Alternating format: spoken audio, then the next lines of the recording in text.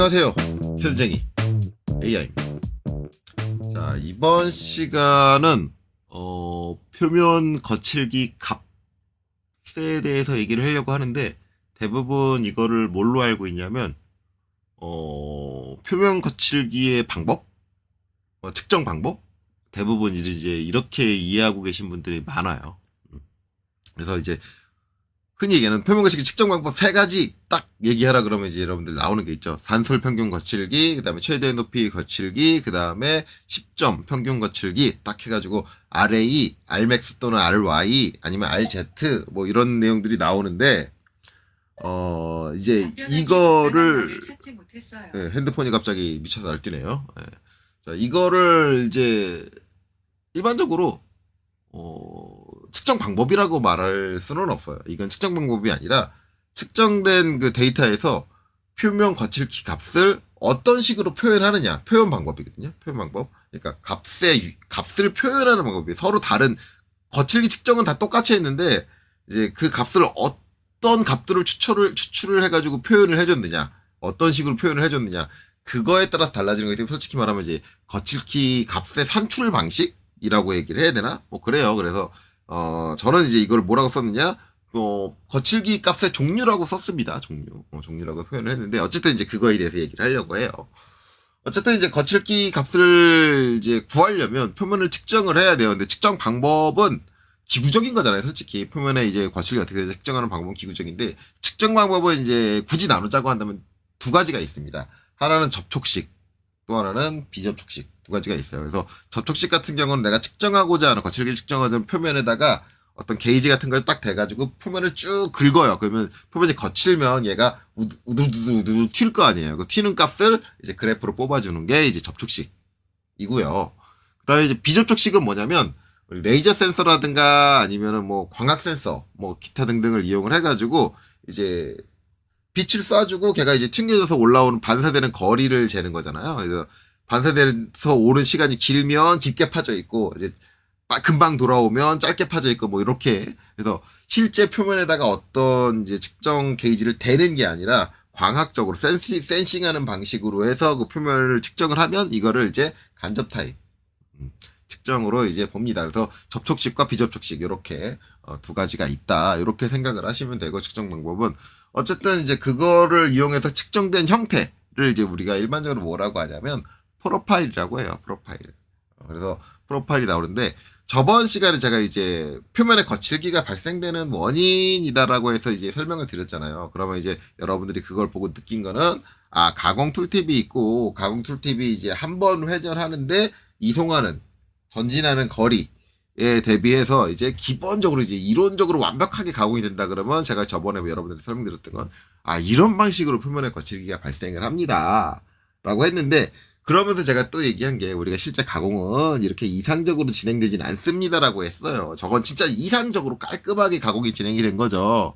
그래서 실제 이제 우리가 표면의 거칠기를 측정하면 이렇게 나왔으면 좋겠지만 이렇게 나오지 않고 이렇게 나오게 됩니다. 오돌도돌인데, 제가 이제 이 오돌도돌의 주기가 이 가공 툴을 따라서 이제 이렇게 되는 거예요. 그러면은 여기서 이제 이렇게 흘러가는 실제 이론적인 흐름과 비슷한 형태를 이제 우리가 가공을 이제 가공 장비의 세팅에서 이제 나오는 이제 거칠기라고 보면 되고, 그 다음에 이제 거기서 이제 짧게 이렇게 오돌도돌하게 발생되는 걸 이제 뭐라고 보시면 되냐면, 가공 조건에 의해서, 가공 조건이라는 건 이제 뭐 표면에 열이 많이 발생을 했다든가, 아니면은 이제 가공 칩이 끼었다든가, 아니면 가공 툴의 마모가, 가공 날의 마모가 심해가지고 가공 날이 날카롭지 못했다든가, 이런 거에 의해서 뜯겨나간 형태가 이렇게 짧게 쭉쭉쭉쭉 이렇게 오돌도돌하게 나타난다라고 하는데, 이게 이제 표면의 거칠기가 2가지 의미를 가지잖아요. 우리가 이제 가공을 이제 내가 회전 속도 얼마에 이송 속도 얼마로 했어. 거기에 따라서 나오는 이제 요런 거칠기와, 이제 가공 조건이 안 맞은, 내가 툴 관리를 소홀하게 해가지고 툴이 날카롭지 않았어. 아니면은 이제 내가 절산유를 뿌려주지 않아가지고 표면에 연이 많이 발생을 해서 칩이 많이 들러붙어가지고 가공을 쥐어 뜯으면서 했어. 이런 조건들을 파악을 하려면 이렇게 측정된 면에서 이 파형과 요 짧게 나오는 파형을 이제 분리할 필요가 있어요. 그런 걸 분리해서 봐야지 그런 것들을 확인할 수 있는데, 자, 그래서 이제 KS 규격에 보면은 이제 요 프로파일의 파형을 분리해주는 이제 분리 필터에 대한 내용이 나옵니다. 그래서 이제 저는 이제 요 부분을 설명하기 위해서 KS 규격을 막 뒤지면서 어떻게 할까 했는데 솔직히 말하면은 저는 KS 규격에서 뭘 찾으려고 그랬냐면 산술 평균 거칠기, 최대 높이 거칠기, 시점 평균 거칠기 이거에 대한 말을 이제 저 명칭이 이제 KS 규격 어디에 딱 정확하게 있는가라고 찾으려고 했는데 솔직히 저는 못 찾았어요. 표면 거칠기가 되게 이제 여러 군데에 KS 규격 여러 군데에 나눠서 이제 설명이 돼 있는데 이제 요거랑 비슷한 말들은 있어요. 비슷한 말과 비슷한 그림들은 있는데 정확하게 이걸 지칭하는 글들은 못 찾겠더라고요. 제가 못 찾은 걸 수도 있고 실제 있는데 뭐 그렇기는 한데 어쨌든 그런데 이제 그러면서 이제 이것저것 봤어요. 그래서 실제 이제 우리가 알고 있는 이런 것들은 좀 이제 우리가 학교에서 배우기 쉽게 단순화된 이론이고 실제 표면을 거칠기를 이제 정의하는 방식은 좀 복잡합니다. 그래서 이제 이런 이제 파형이 생기고 이 파형을 이제 어떻게 필터링해서 이제 이 필터링을 어떻게 조합을 해가지고 그 값을 읽어드립니다. 뭐 이런 내용들이 나와요. 나오는데 그 중에 일부는 이제 여러분들이 알 필요가 있다고 생각을 해서 발췌해서 제가 이제 이렇게 정리를 해놨어요. 일단 프로파일 필터에 대한 걸 얘기를 할 건데 이 필터는 왜 알아야 되느냐. 나중에 이제 우리 표면 거칠기 기호 이렇게 생긴 거 국자 모양 생긴 거 이거 붙여주잖아요. 근데 이거를 붙여주는 방식에 대해서 이제 요 다음번 영상 정도 될 것 같은데 제가 KS 규격에 이제 뭐라고 돼 있는지 그거를 이제 한번 설명해 드릴 건데 거기 보면 여러분들이 흔히 알고 있는 건 요 위에 W냐 아니면 X냐 Y냐 Z냐 아니면 이렇게 국자 모양 이렇게 돼가지고 여기 동그라미만 이렇게 그려져 있냐 여러분들 이것만 알잖아요. 요거보다 좀 많이 알면 이제 W는 값이 얼마고 W의 RA 값은 얼마고 나 X의 RA 값은 얼마고 뭐 이것까지 알 거예요. 왜냐면 이게 이제 자격증 주서에 나오잖아요. 그 RA 값이 쭉쭉쭉 나오잖아요. 이제 그거까지는 아는데 그 외에 더 깊게는 모르는데 이 KS 규격에 있는 요 표면 거칠기 기호 붙여주는 방식을 보면은 이렇게만 나오는 게 아니라 이렇게 해가지고 요 뒤에 이제 람다 S 뭐 이렇게 써 있고 뒤에 값이 막 써 있어요. 이런 게 나와요. 이런 게 나오면 뜬금없이 람다 S가 나오잖아요. 그러면은 제가 여러분들한테 이 프로파일 필터에 대한 거 이걸 설명을 안 하면 야 람다 S가 뭔데? 제가 왜 나오는데? 표면 거칠기 기호는 WXYZ 아이가?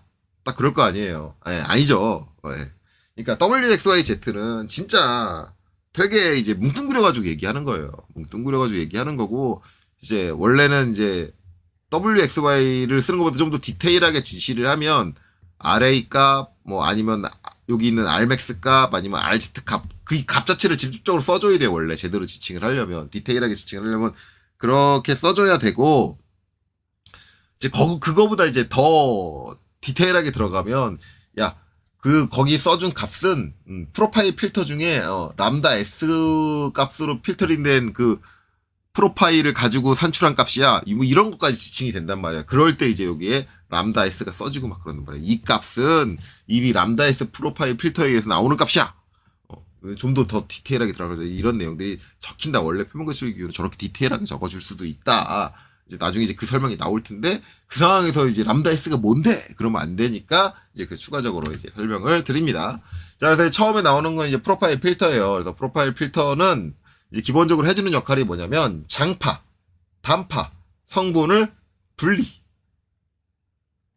그러면 이 장파는 뭐냐? 장파는 이거예요. 지금 이제 실제 측정되면 이렇게 측정되는데 지금 보면 얘가 오돌도돌하게 있는데 큰 틀로 보면 이렇게 가는 거잖아요. 그렇죠? 이렇게 가잖아요. 그러면 이 거리가 이제 길게 주기가 긴 걸 장파라고 해요. 그리고 이제 오돌도돌하게 여기 이렇게 있잖아요. 이거는 올라갔다 내려오는 주기가 짧잖아요. 짧은 걸 단파라고 해요. 그러면 이제 우리가 장파와 단파를 분리한다라는 건 무슨 의미냐면 내가 측정한 프로파일에서 나온 현상, 이제 거칠기에 나온 형상이 그러니까 툴의 회전 속도와 가공의 가공 장비 세팅이죠. 이송 거리에 의해서 발생된 파형이냐, 아니면 툴 관리를 개떡같이 하던가, 아니면은 절삭률을 뿌려주지 않았던가, 이런 가공 조건이 불만족스러워서 발생된 거칠기냐 이런 것들을 분리해서 볼 수 있다라는 거예요. 그래서 저런 프로파일을 이제 분리하는 필터가 필요한 게 이런 조건들을 이제 분리해서 보는 거다라고 여러분들이 생각하시면 돼요. 그래서 뭐 프로파일 필터는 일단 기본적으로 해주는 역할이 장파와 단파, 즉 이 두 가지를 분리해주는 역할을 한다. 이렇게 돼 있고, 그 다음에 이 필터에 분리해주는 필터에 대해서는 KSB ISO-11562 뒤에 페이지라고 써있죠. 예, 페이지라고 써있는데 여기에 디테일하게 정의돼 있습니다 라고 하는데 56이 폐지됐어요. 폐지됐기 때문에 못 봐요. 이 실제 KS 규격 요 4287에는 뭐라 어디까지 적혀 있냐면 여기까지만 적혀 있습니다. 이렇게 해서 딱 끝나요. 뒤에 폐지란 말 없어요. 그래서 이제 저는 이제 열심히 11562를 찾으러 이제 갔죠. 11562 딱 가봤더니 폐지래. 근데 우리나라 KS 규격이 그나마 좀 괜찮은 게 저기 폐지돼 있으면 왜 폐지됐는지 사유가 써 있어요. 폐지 사유가 써 있는데 이제 완전히 폐지하고 더 이상 관리 안 하는 것들은 그냥 폐지 사유만 적히고 뭐 민간에서 알아서 할 것 뭐 그렇게 나오는데 얘는 다행스럽게도 대체 표준이 존재를 하더라고요. 다른 표준으로 대체되는 거다 그러면 대체 표준. 일반적으로 이제 대체 표준이 있다라는 건 뭐냐면 내가 KS 규격을 여기다 정의를 했는데 알고 봤더니 딴 데 정의된 게 있어. 똑같은 게. 있는데 또 한 거야. 걔 그냥 참고해 오면 갖고 오면 되는 걸. 그런 경우가 이게 대체 표준이에요. 그래서 중복으로 정의가 돼 있더라. 누가 먼저 했는지는 모르겠지만 중복으로 정의돼 있으니까 그 둘 중에 하나를 폐지를 하고 여기 있는 거 봐. 그래서 그게 이제 KSB ISO 16610-21이에요. 여기 가면 프로파일 필터에 대해서 이제 디테일하게 나와요. 근데 이제 그것까지는 여러분들이 알 필요 없겠다라고 해서 이제 그게 개인적으로 궁금하신 분들은 이제 케이스 교육에서 저 16610-21 저기를 가서 찾아보시면 돼요. 개인적으로 저는 봤어요. 어쨌든 저기까지 들어가면 머리가 아파지기 시작해요. 찌끈찌끈찌끈해요. 아마 이제 저 16610 가면 이제 막 공식들이 막 나오면서 막 그럴 거예요. 인테그랄 나오고 네, 그렇게 나옵니다. 그래놓고 이제 여러분들이 이제 싫어하는 이제 사인 그래프고 코사인 그래프, 탄젠트 그래프 막 해서 이제 그래프 착착 나오고 거의 이제 수학적으로 들어가기 시작을 해요. 예, 미쳐요. 예, 미치는데 어쨌든 이제 그렇다. 그래서 이제 그런 거고 이 이제 거칠기 파상도 1차 프로파일을 측정하는 기기에 사용되는 필터라고 하는데 이제 거칠기 파상도 1차 프로파일 이런 얘기들이 나와요. 근데 요건 좀 이따 설명을 하고 어쨌든 이제 필터에는 세 가지가 있다. 세 가지가 있다. 이렇게 되고, 이제, 여기에 또, 11562에 정의된, 전송 특성을 갖는다는데 그게 이제 이거다. 이렇게 하고, 이제 중요한 건 이제 우리가 이제 필터의 종류가 뭐가 있냐. 이제 람다 S, 람다 C, 그 다음에 람다 F가 있다. 이렇게 있어요. 세 가지가 있다. 그럼 이제 람다 S는 뭐 해주는 거냐. 거칠기 표면에 나타난 훨씬 더 짧은 파장 성분. 사이의 교차점을 정의하는 필터다. 짧은 파장이라는 건 단파를 얘기해요. 단파. 표현이라고 돼 있네. 표면.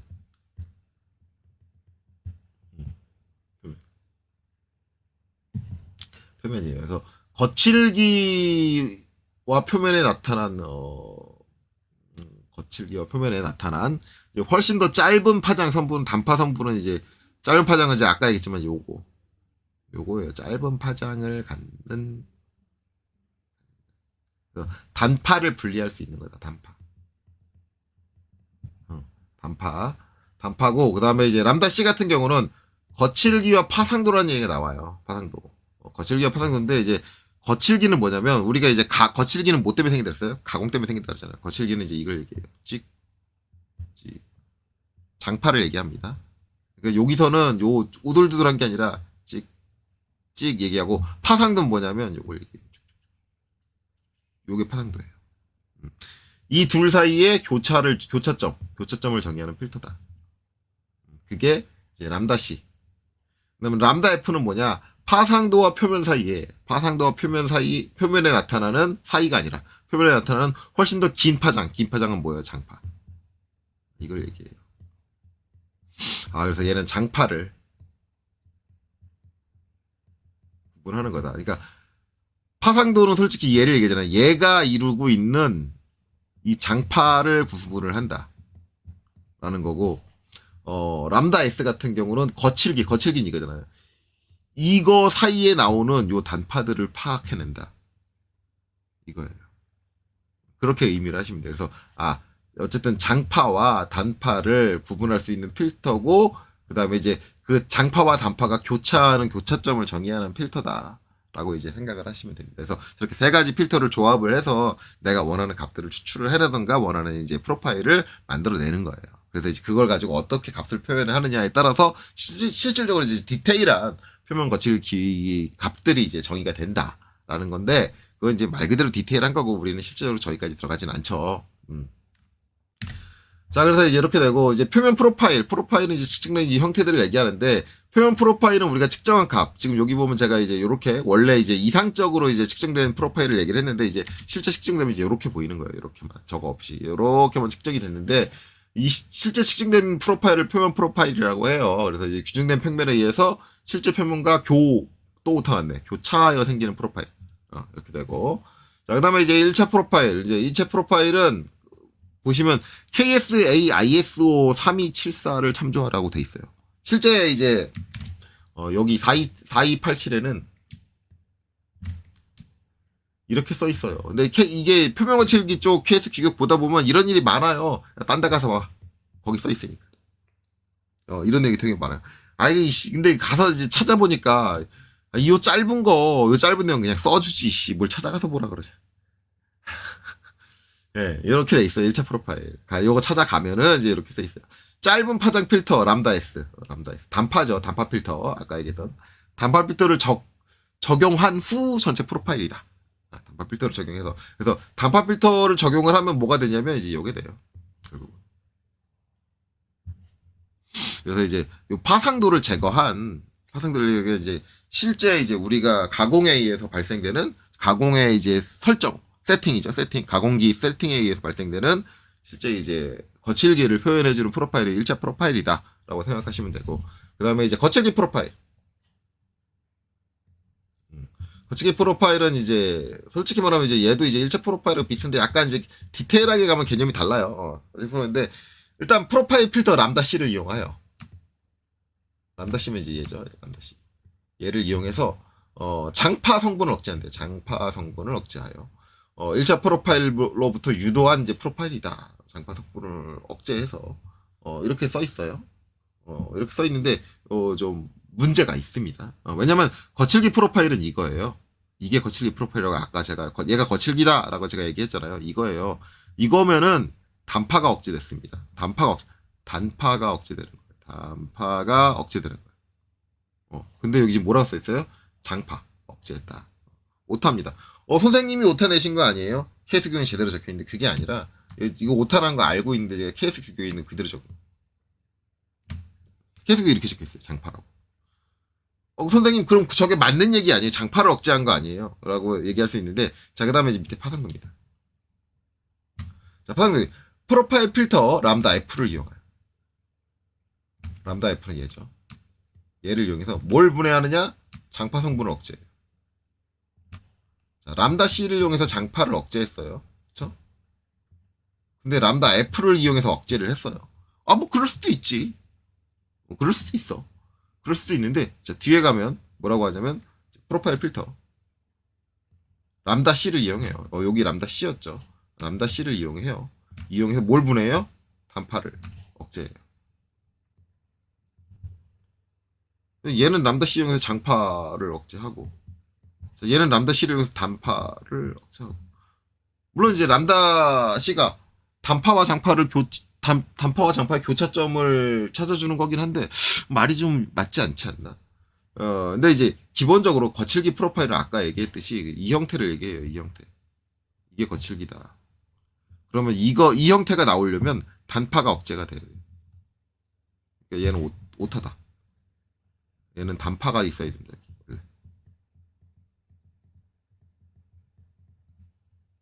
나중에 이제 저거를 케이스 규격에 있는 거 굳이 제가 그대로 적은 이유가, 나중에 여러분들 선생님이 오타 내가지고 헷갈린 거예요. 그런 말 할까봐. 케이스 규격이 진짜 저렇게 적혀 있어요. 저렇게 된다. 어쨌든 이제 제가 봤을 때 케이스 규격에 오타가 있다. 이 케이스 규격 보면 오타 난 거 되게 많아요. 오타라서 적혀 있다라고 저는 판단을 합니다. 그래서 어쨌든 거칠기 프로파일은 이제 요걸 얘기를 하고, 그다음에 파상도 프로파일은 장파를 솔직히 말하면 이제 여기 복잡하게 써 있어요. 단파도 억제하고 장파도 억제를 한 다음에 그걸 이제 1차 프로파일에다가 람다 F와 람다 C를 적용을 해가지고 유도한다라고 하는데 이거는 이제 어떻게 되냐면 파상도 프로파일은 이제 파상도론가 제가 요거라 그랬잖아요. 지글지글 있는 거라 그랬잖아요. 여기서 장파 성분을 결국은 억제를 하게 돼요. 장파 성분은 이제 이 흐름을 억제하거든요. 이 흐름을 억제하면 이가 어떻게 되냐면 요 지글지글한 게 평평하게 펴져가지고 지글지글 이렇게 나와요. 그래서 이게 파상도 프로파일이다 라고 보시면 되고 여기 있는 이게 거칠기 프로파일이다 보시면 돼요. 이렇게 보시면 된다. 자, 그렇게 됩니다. 그래서 이제 그렇게 표면 프로파일들을 이제 분리해가지고 사용을 한다. 나중에 이제 이런 용어들이 나오면 그걸 이해하시면 된다라는 거고. 그 다음에 이제 평균선이라는 게 나옵니다. 여기서도 오타가 있어요. 요 오타 때문에 이제 헷갈리는데 이게 제가 말할 때도 헷갈려가지고 지금 미치겠어. 이거 설명 제대로 할지. 자, 일단 이제 거칠기 프로파일에 대한 평균선. 거칠기 프로파일 제가 이거 그랬잖아요. 이거에 대한 평균선. 그래놓고 이제 나오는 게 뭐냐면 이제 람다 C가 나옵니다. 거칠기 프로파일 필터 람다 C에 의해서 억제된. 그러니까 억제됐어. 뭐가 억제됐는지 모르겠는지 억제됐대. 억제되고 남은 게 뭐냐면 남은 게 장파야. 장파 프로파일 성분에 해당하는 선. 그럼 이제 우리가 이제 람다 C에 의해서 억제되는 게 뭐냐? 제가 여기서 이 람다 C를 이용을 해서 요 장파라고 돼 있는 거 이게 뭐다? 오타다. 그리고 람다 C를 이용을 해서 단파가 억제가 되는 게 맞다라고 했잖아요. 그러니까 람다 C에 의해서 단파가 억제된 장파 프로파일, 즉 이제 얘를 얘기하는 거죠. 얘에 대한 평균선이다를 얘기하는 거예요. 이 단파가 억제된 저 프로파일의 평균선을 거칠기 프로파일에 대한 평균선이다라고 정의를 하는 거예요. 그리고 이제 파상도 프로파일. 파상도 프로파일은 제가 이제 단파라 그랬죠. 단파 이렇게 돼 있는. 그거에 대한 평균선. 그러니까 프로파일이 그 이제 단파니까 이제 뭘로 하냐면 람다 F. 람다 F는 뭘 구분을 해요? 람다 F 위쪽에. 람다 F는 장파를 보는 거죠. 장파. 람다 F에서 억제돼 뭐가 장파가 억제돼야 돼. 장파가. 파상도니까. 장파가 억제되는데 얘 오타 났죠. 장파가 억제되는데 왜 장파 프로파일이야? 여기도 장파 프로파일이고 여기도 장파 프로파일이면 결국은 뭐야? 이거 거칠기 프로파일과 파상도 프로파일이 똑같다는 얘기야. 이거 이렇게 되잖아요. 그러니까 제가 봤을 때 이건 단파예요. 단파 프로파일 성분에 해당하는 선. 즉 이제 이 단파 프로파일에 대한 평균을 얘기를 한다. 평균선을 얘기한다. 그게 이제 파상도 프로파일에 대한 평균선이다. 라는 거고.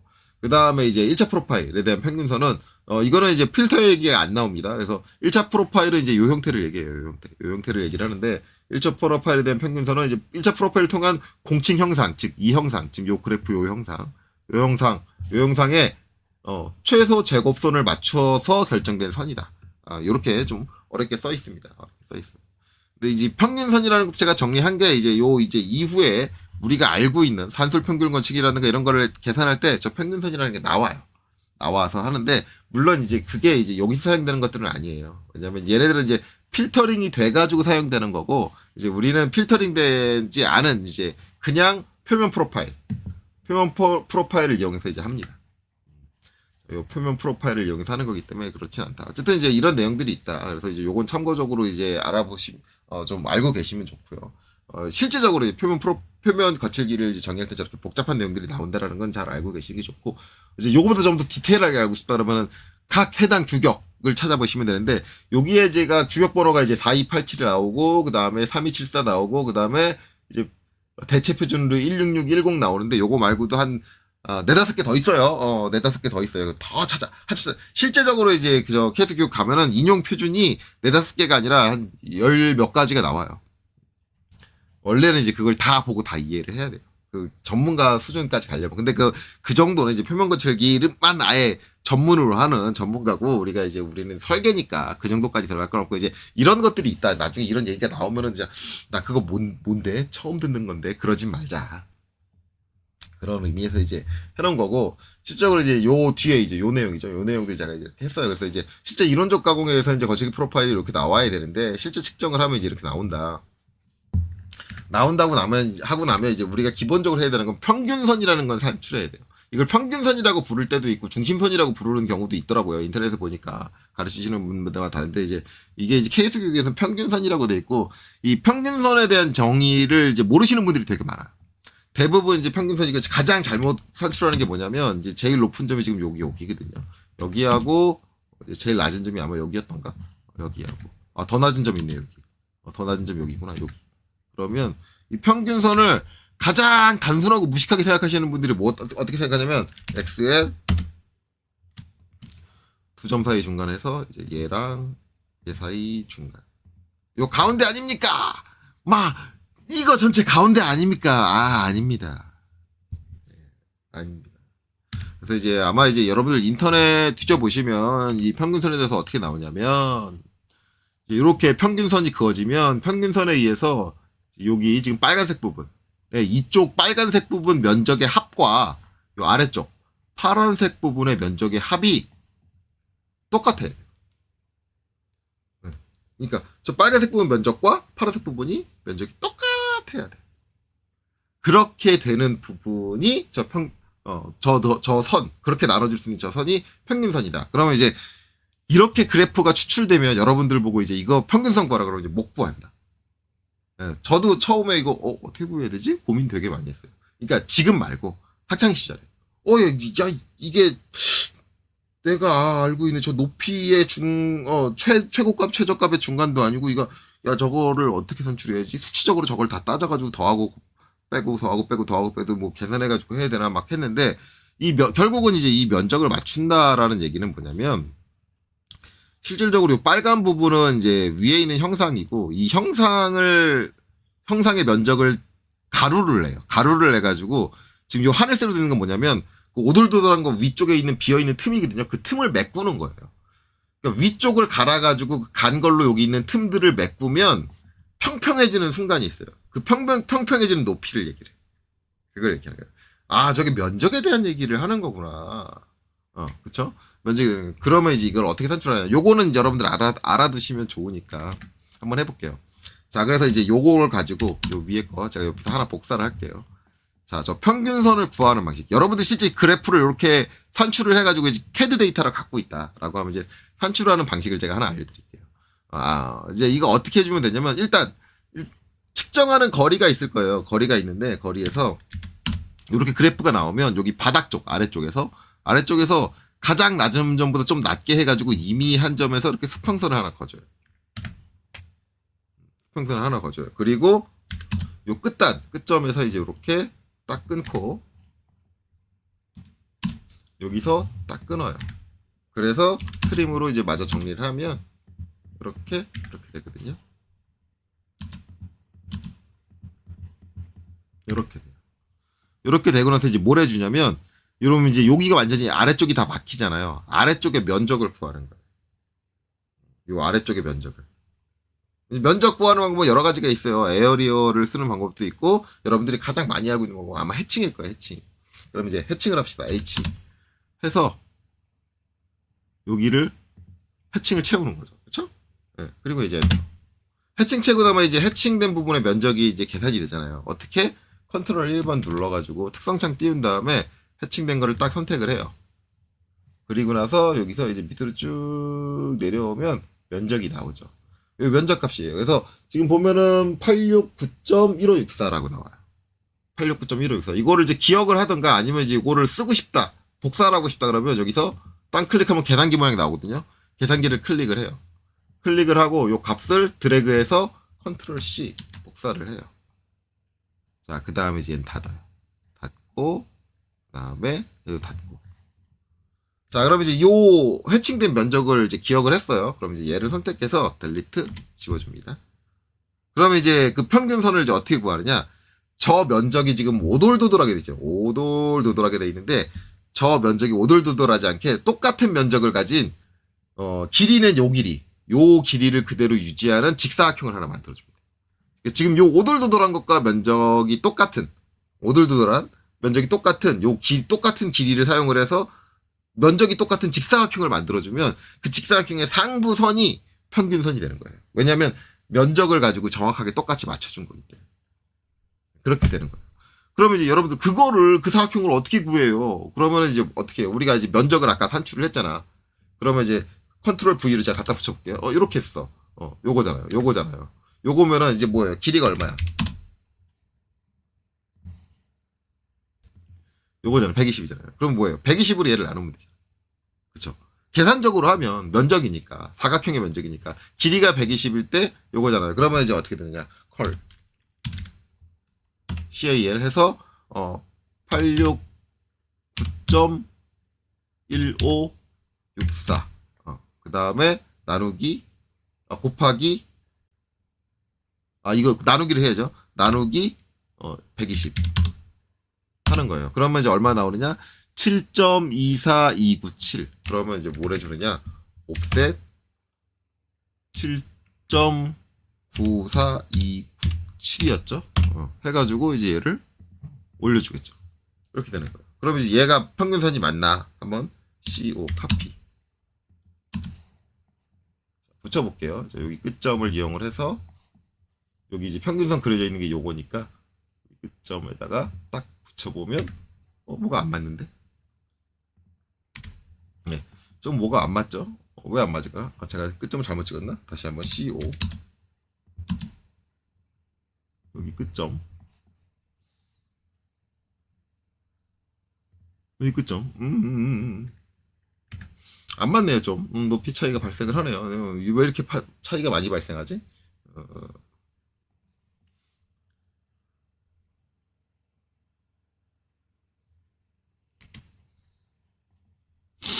많이 발생하는 이유를 자세히 모르겠는데 어쨌든 이건데 지금 요거는 지금 제가 맞춰놓은 거예요. 그 값을 구해가지고 값을 구했는데 솔직히 말하면 이제 저 이거 구할 때 이 방식으로 안 했습니다. 왜냐면 이게 계산을 하다 보면 저렇게 이제 계산을 하다 보면 이제 소수점이 지금 자릿수가 많이 나오잖아요. 많이 나오다 보면은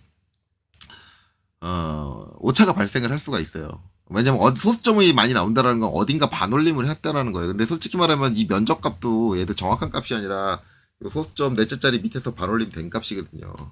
된 값이라서 애매한데 그래서 저는 이제 이거를 이제 어떤 식으로 하냐면 저는 이제 렉탱 명령을 이용을 해요. 렉탱글 명령을 이용을 하면 굳이 내가 이제 저 면적을 이제 저 120으로 나누지 않고 120 값으로 나누지를 않고 이제 처리가 가능해요.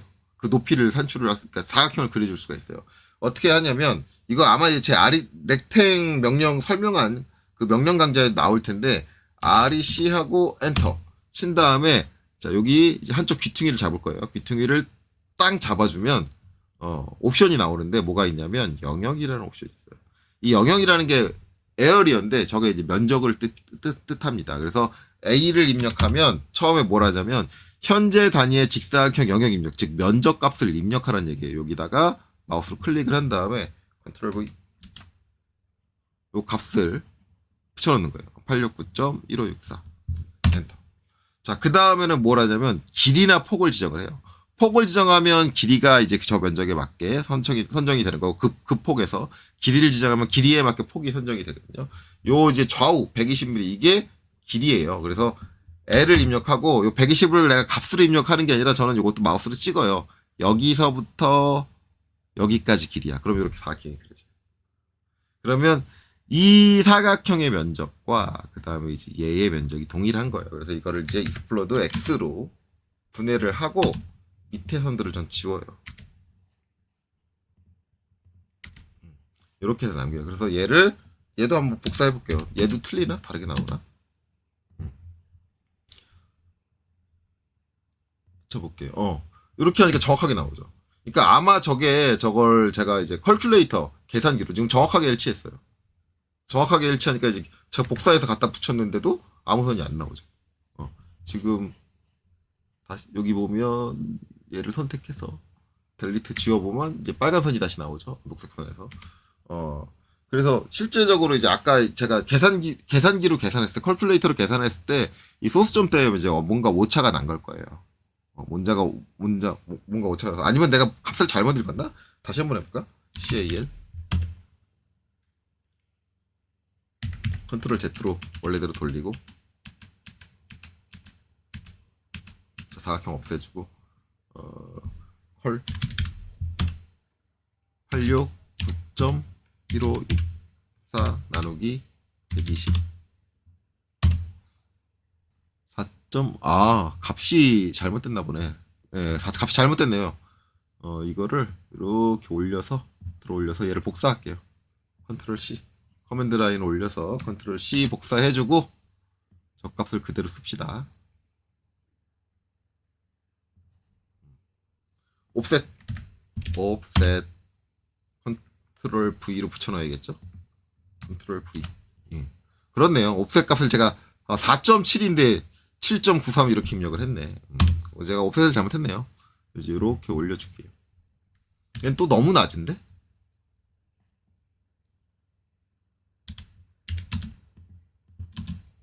맞나?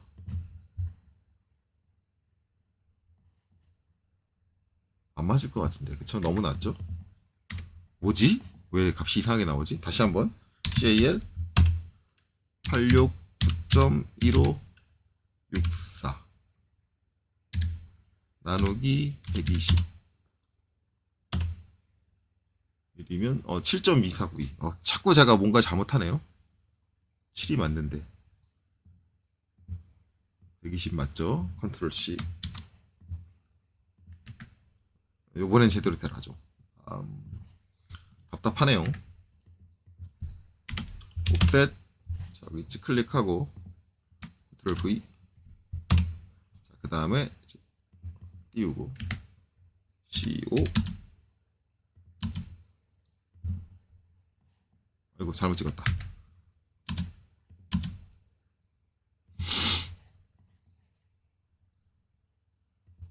그러네요. 얘도 비슷하게 나오네. 계산해도 비슷하게 나오죠. 근데 실제 계산하는 것보다는 이제 저는 이제 렉탱을 이용을 해서 처음에 제가 값을 제가 왜 자꾸 잘못 읽었지?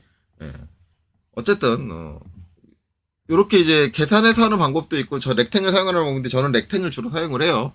그래서 계산하는 것보다 렉탱을 쓰는 게 훨씬 더 편해서 그래서 렉탱의 이제 에어리어를 이용해서 잡아줄 수 있다. 어쨌든 저런 개념으로 이제 평균선을 잡는 거예요. 그래서 평균선을 저렇게 나누고 나면 요 위쪽 면적 제가 확인할게요. 일부러 제가 해칭을 미리 해놨어요. 왜냐면 해칭을 지금 하면은 좀 힘든 게 이렇게 미세하게 작은 것들이 있어요. 이것까지 다 찾아가지고 일일이 해칭을 넣어줘야 되거든요. 그래서 시간이 걸려 해칭 넣는데 해칭을 제가 미리 해놨는데 자 선택하고 자 컨트롤 1번 자, 특성창에서 여기서 보면 이제 요 위쪽에 있는 저 빨간색 면적이 저렇게 해주면 이제 96.7415가 나오고 그 다음에 ESC 자, 아래쪽 하늘색 영역 이거 선택했을 때 이것도 면적이 96.741로 똑같이 나와요. 그러니까 평균선이라는 건 저런 개념이에요.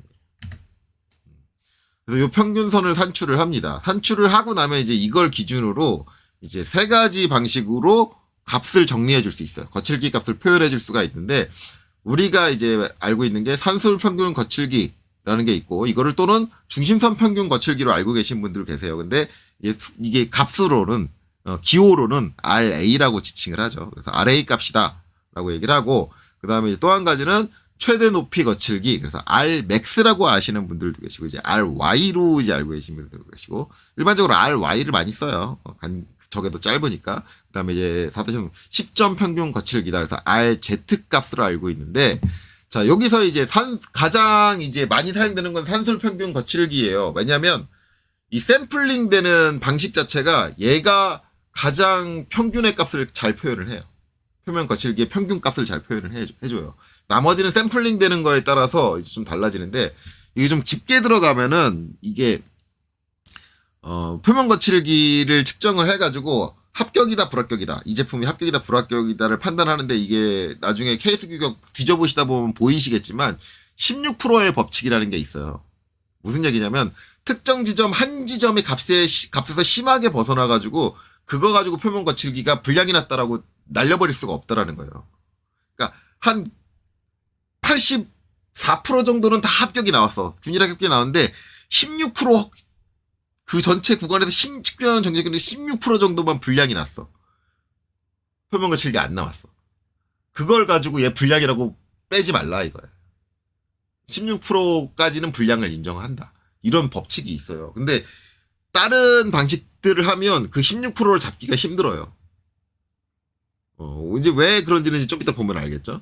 근데 산술 평균 거칠기는 특정한 데의 전체 면을 이제 평균을 내는 거기 때문에 이거는 균일하게 16% 법칙을 이제 잡아낼 수가 있습니다. 그래서 이제 일반적으로 가장 많이 사용되는 게 이제 산술 평균 거축이다. 근데 측정 방식은 좀 까다로워요. 이제 이렇게 평균선을 잡았잖아요. 잡았으면 요 평균선 아래쪽에 있는, 일반적으로 우리가 표현을 할 때 요 아래쪽에 있는 이 면적이 있어요. 면적과 아래쪽 면적과 요 위쪽 면적, 이 두 면적의 합을 가지고 사각형을 만드셔야 돼요. 이 이제 두 면적의 합을 가지고 사각형을 만들어라. 그러면 이제 두 면적의 합은 이제 아까 면적을 우리가 이제 봤잖아요. 컨트롤 1번. 합은 어떻게 되느냐? 여기서 면적 여기 있다. 여기서 이제 요 값. 요거 이제 곱하기 2죠. 그러면 요 값을 컨트롤 C 닫기 하고, 그 다음에 요거 닫을게요. 닫고, 그 다음에 여기서 CAL 하고, 여기다가 컨트롤 V 곱하기 2. 저게 2배가 되는 거죠. 위아래가 면적이 같으니까. 곱하기 2. 자, 이 면적 193.483 가지고 저 값을 이제 또 120으로 나눠야 돼요. 사각형을 만들어야 돼.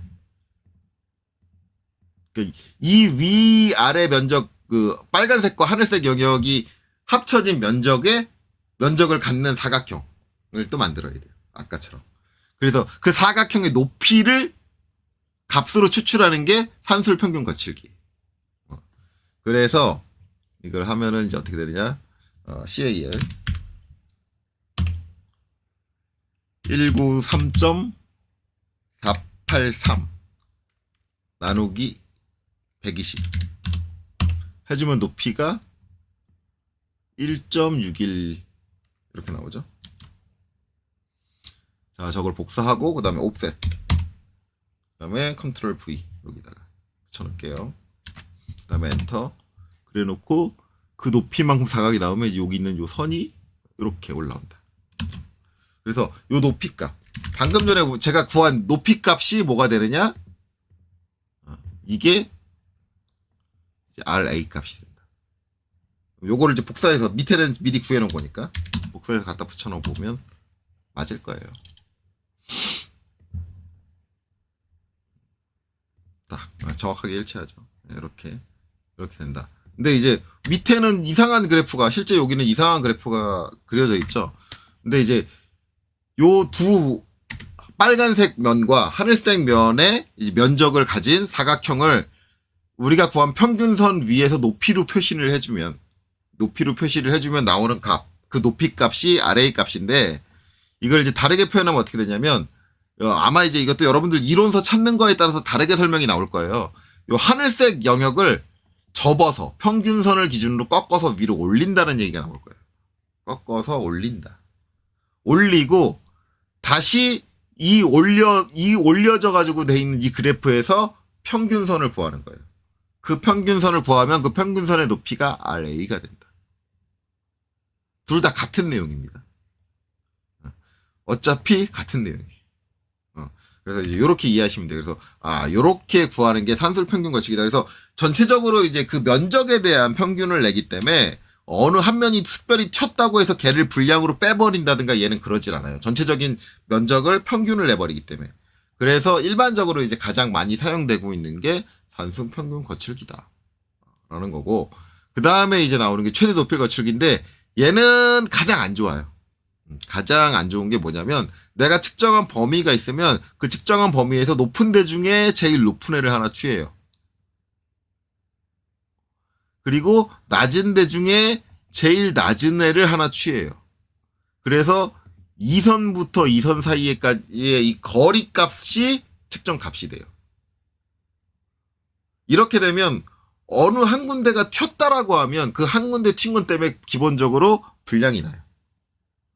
그러면은 이 최대 높이 거칠기를 가지고 16%의 법칙을 적용을 하려면 얘는 어떻게 해야 되냐면, 측정을 한 군데만 하면 안 돼요. 왜냐면 16%가 나와야 되니까 최소 몇 군데, 5군데를 측정한다 안 돼요. 16%니까. 5군데 측정하면 안 되고, 16%면 100 나누기 16. 최소 7군데 이상 측정을 해가지고 그 중에 한 군데 불량 났다. 그러면은 오케이. 이렇게 넘어가야 돼요. 그러니까 얘는 뭐냐면 너무 평균, 그러니까 얘가 지금 얘는 이제 균일하게 이렇게 나왔지만 이럴 수도 있는 거예요. 이제 좀 과장해서 표현을 하자면 직교를 끄고 여기서 이제 거칠기가 다 이렇게 균일하게 나왔어. 이렇게 막 아유 그냥 거칠기 잘 나오네. 다 이렇게 잘 나오네 했는데 잘 가다가 딱 한 군데서 이렇게 떴다가 여기서 또 잘 나와. 이게 이제 과장을 심하게 하는 거예요. 쭉 잘 나와.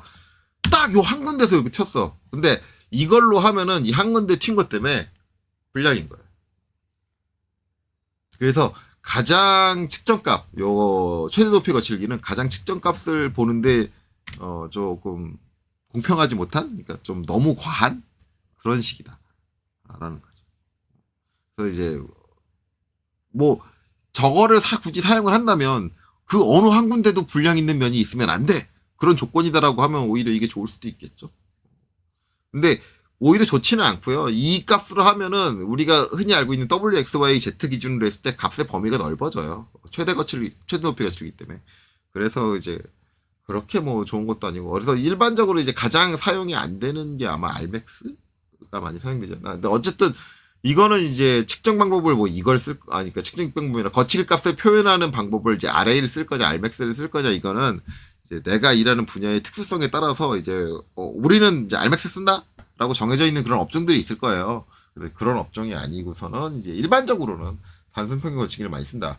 자, 그 다음에 이제 또 한 가지 10점 평균 거칠기라는 게 있는데 정확히 이제 표현을 하자면 이 10점 평균 거칠기가 있는 거는 우리가 이제 측정할 때 측정 값을 하는 게 이 산술 평균 거칠기는 좀 전에 봐서 아시겠지만 그 측정된 그 파라미터에서 평균을 구하기 위해서 자꾸 면적을 산출을 하잖아요. 계산하기가 복잡해요, 이거는. 계산하기가 복잡해가지고 이제 이거를 단순화시키기 위해서 사용하는 방법이 뭐냐면 이제 알맥스가 된 거예요. 저렇게 하면은 그냥 단순하게 가장 낮은 점, 가장 높은 점 그 거리 차이만 딱 하면 좋잖아. 얼마나 편해.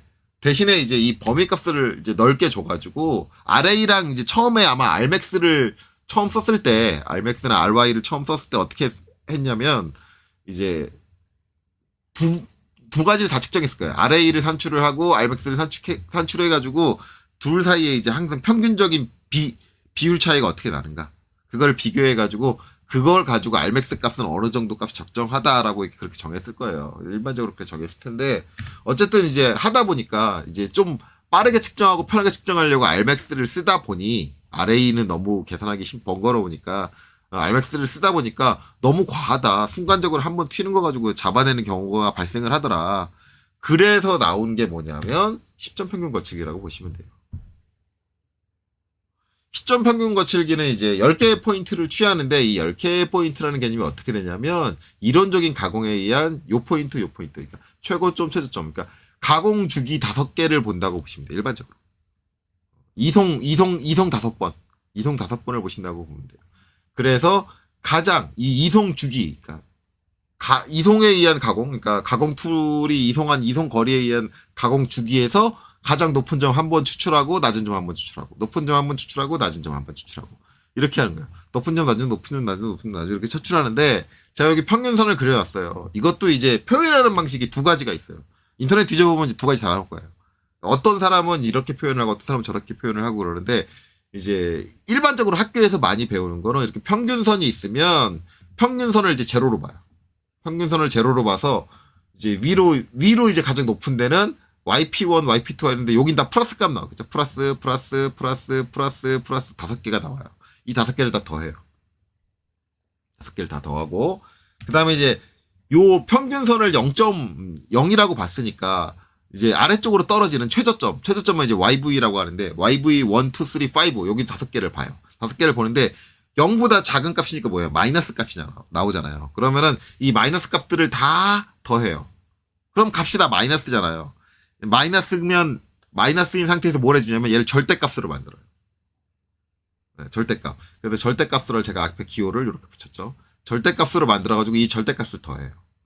그래서 그거를 몇 개를 하느냐. 우리가 10점 평균 거치기니까 이거 가장 공식 오해하는 사람 중에 가장 흔한 게 뭐냐면 10개 포인트니까 이걸 10으로 나눈다고 생각하는데 10으로 나누는 게 아니라 5로 나누는 거예요. 5로. 왜냐하면 제가 얘기했잖아요. 가공주기라고. 가공 한 번 회전, 가공 툴에 한 번 회전했을 때 한 번 이송한 거리. 그거 하나 주기로 최고점, 최저점이 나오는 거기 때문에 가공 주기로 보면 5번이에요. 한 번, 2번, 3번, 4번, 5번. 그 가공 주기로 나누는 거예요. 이렇게 이해를 하셔야 돼요. 이거를 이제 다른 식으로 표현하는 분들은 이제 어떻게 표현하냐면 이렇게 표현합니다. 평균선을 이용을 하는 게 아니라 최저점보다 낮은 임의의 한 점을 잡아요. 임의의 한 점으로부터의 높이를 합니다. 이렇게 해주는 게 이렇게 되면 절대값이라는 얘기가 안 나와요. 절대값이 안 나오고 어떻게 하냐면 YP1에서 YV1을 빼고 YP2에서 YV2를 빼고 YP3에서 YV3를 빼고 그러니까 낮은 값 YV 값들은 다 마이너스로 빼버리고 YP 높은 값들은 다 더해버리는 거예요. 근데 이거를 분석을 해보면 결국 이거하고 같은 내용이에요. 그래 놓고 5로 나눈다. 그러니까 이걸 이렇게 보는 개념이 있어요. 마이너스 값을 내지 않고 다 플러스 값을 낸 다음에 낮은 값들은 다 빼고 높은 값들은 다 더한다.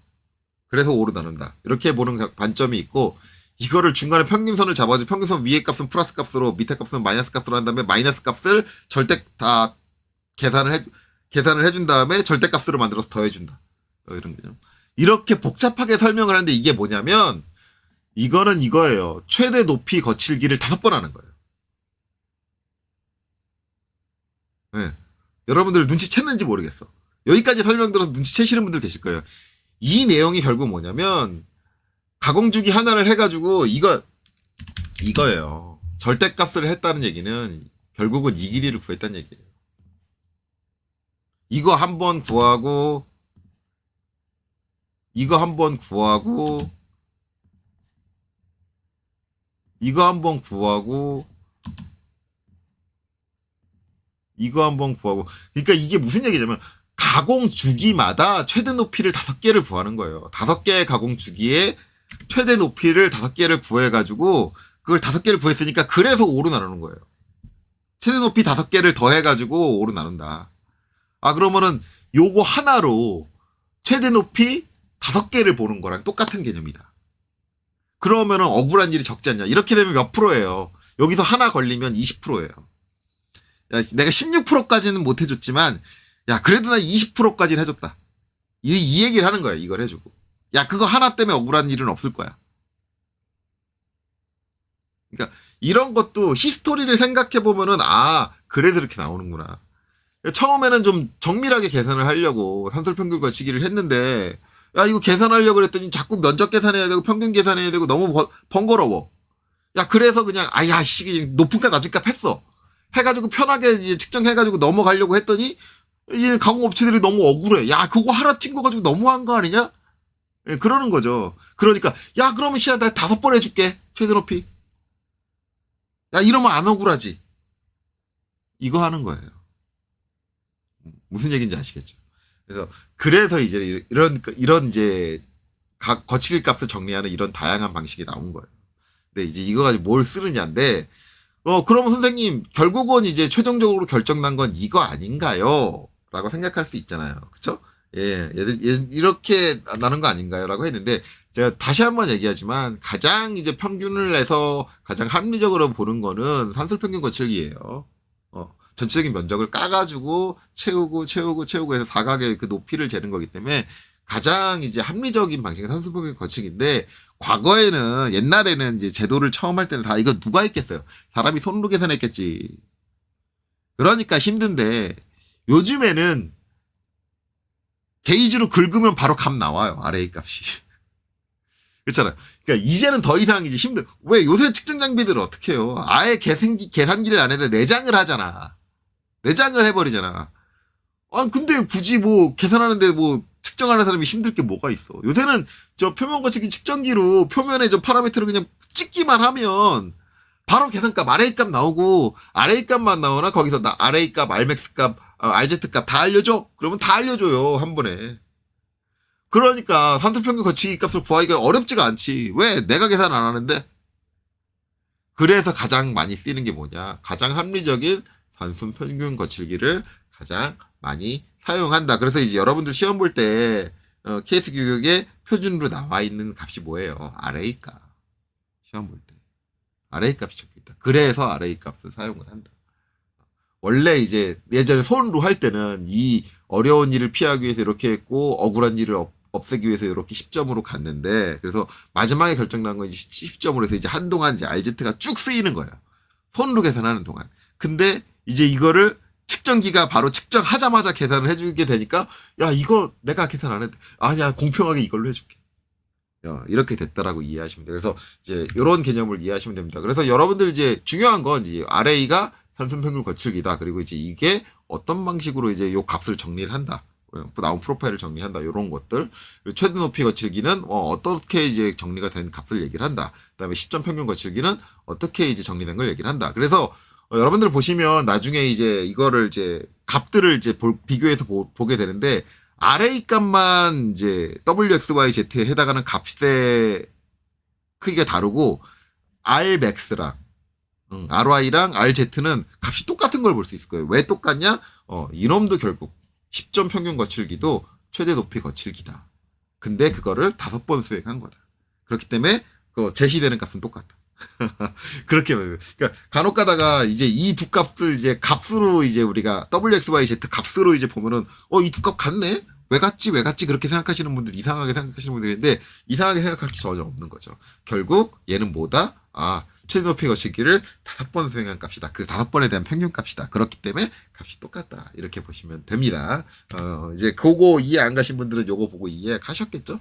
그래서 이제 요렇게 이제 우리가 표면 거칠기 값을 이렇게 구분한다.